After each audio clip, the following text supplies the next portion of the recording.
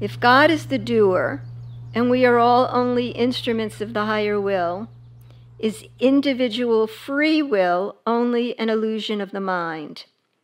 And if God is ultimately responsible for everything, why should there be such a thing as karma or accountability for one's actions? This is a question that needs to be considered from different levels. I would say it depends on what you authentically believe, feel, and experience. If it is your authentic experience that everything that's happening to you is being done by God through you as an instrument, then it is true. It is all the responsibility of that higher power. No karma will accrue to you. If that is your authentic, perpetual experience and state of realization within you. However, if you feel, if you are identified with having a body, if you feel that you have a mind, if when the body gets hungry, you go to get food, if when the mind goes up and down, you go up and down with it in your consciousness, that means you are identified with your body and mind. To the extent that we feel that identification, it is incumbent upon us to accept responsibility for all that occurs through our agency, and know that, as Gurudev said on the tape, our actions will bear fruit in the form of reactions. In the big picture, it's all divine will.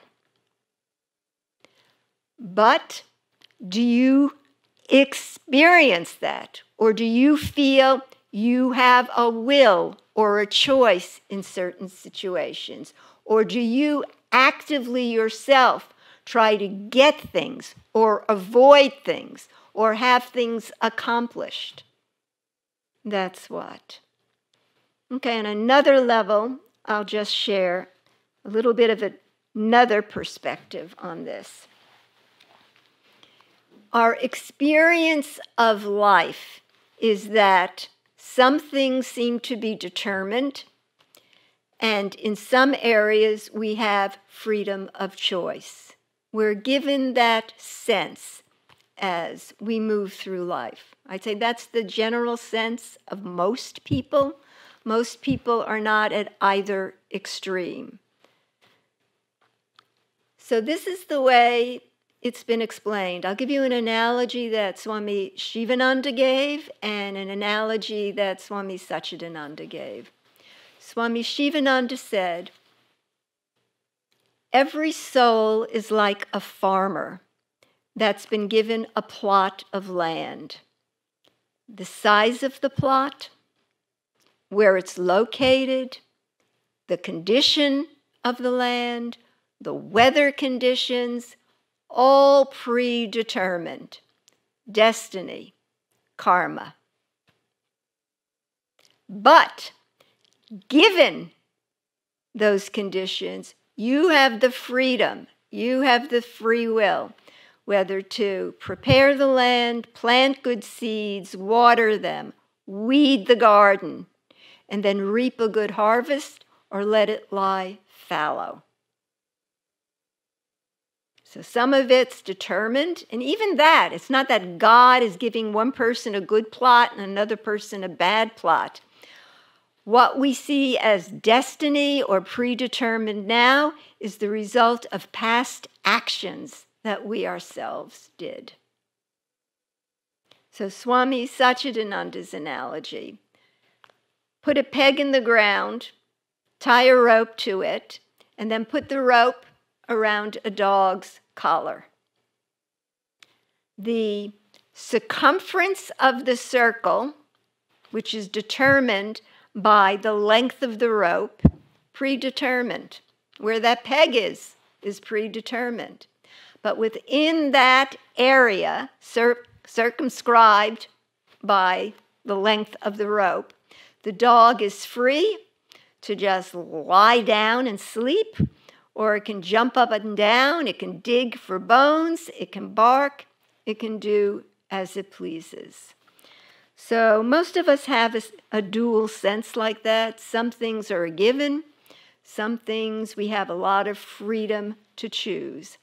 The thing is, I think what's really important for spiritual seekers is not to pretend to be living at a level that's just sort of a philosophical concept.